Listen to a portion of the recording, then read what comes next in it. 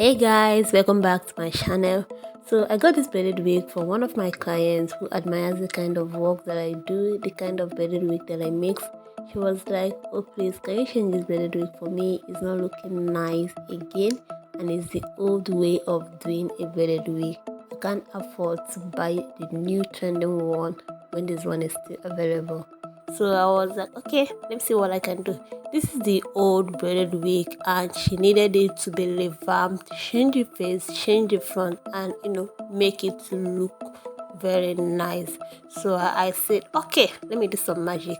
If this is what you want to learn, you need to stay tuned and keep watching. If you have an old wig, you need to do this your old braided wig. So what I did was first to use my scissors to cut out the the rough parts, that crochet part, whatever. Cut it out.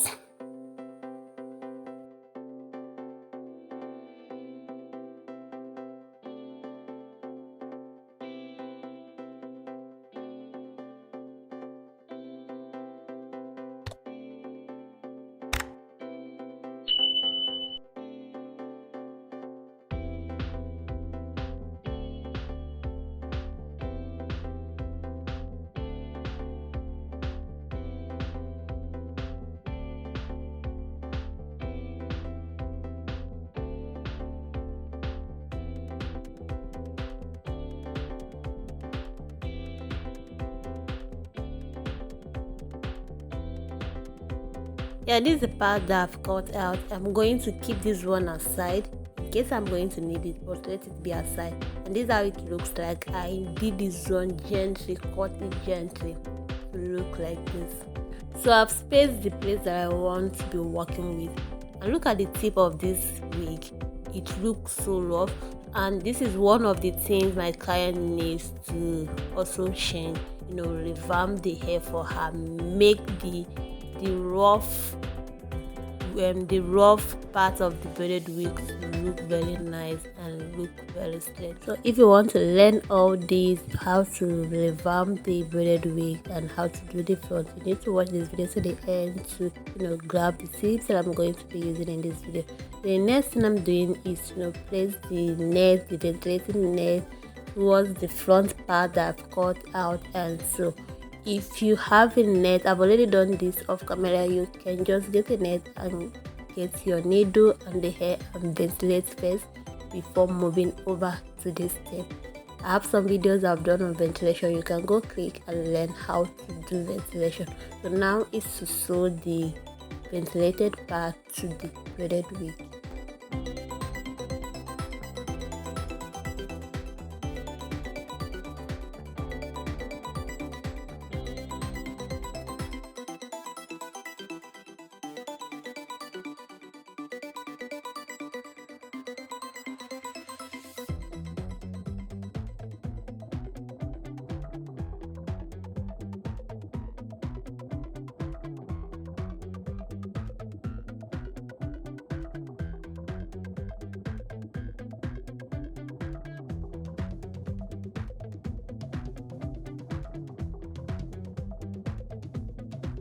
Alright, I'm done with the sewing. I'm done with the sewing of the closure, and this is how it looks like.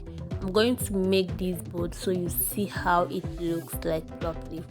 Now this is how the closure looks like close up. This is how the ventilated closure looks like. What I'm going to do now is to section it and start braiding before moving over to the revamping. If you don't know how to ventilate this, I have so many videos I've done on this. You should go click, learn how to do it. Now is to apply my hair cream on the hair, then start doing the braiding of the hair.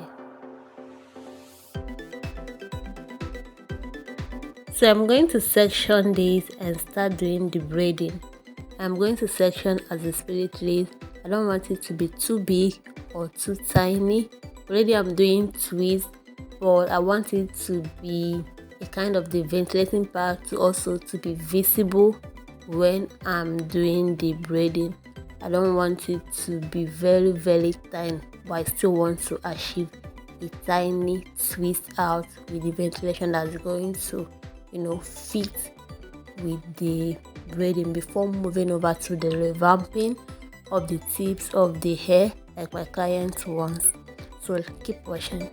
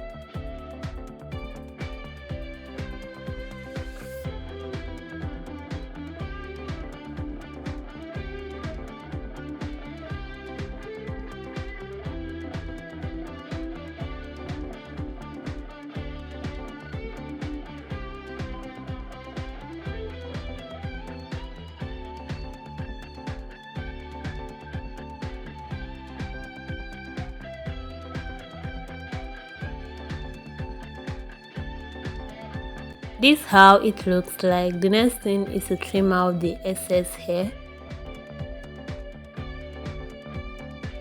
And after trimming out the excess hair from the braiding, I'm going to be putting elastic band. Now when I removed the first closure, the total closure, it made the wig cap to be very loose. So by doing this, it's going to make the wig cap to be tight to fit into the skull of my client, and this step is necessary. Like I said, this step is very necessary. It's going to make the cap to grip to the skull of whatever you are doing. This is how it looks like. Now I'm going to dip the hair in a bowl and pour hot water. Now when I got the hair, the tip was very tangled. It was looking rough. So aside putting it in hot water, because I did a fresh braid at the front, I want it to straighten, which is the normal way. I also want the tangled tips to relax, to straighten also. Now after straightening the hair, I'm going to use a conditioner. You can use a conditioner, you can use a leave-in conditioner for this method. Apply a leave-in conditioner to the tips of it. Use conditioner of your choice. I'm going to still brush it and dip it in the hot water. Allow it to stay for some minutes, then remove it. And still use my brush to brush it out to make it to be tangle free. This is how it looks like, guys, and this is how the whole method looks like. It's still wet, so I'm going to allow it to dry up and see how it looks like, and see how the final look looks like. I hope you enjoyed this video. I hope you found this video helpful. If you found this video helpful, give me a thumbs up, and if you are yet to subscribe to be part of this family. This is how it looks like when it's dry. Thank you guys for staying to this moment. See you in my next video. Bye.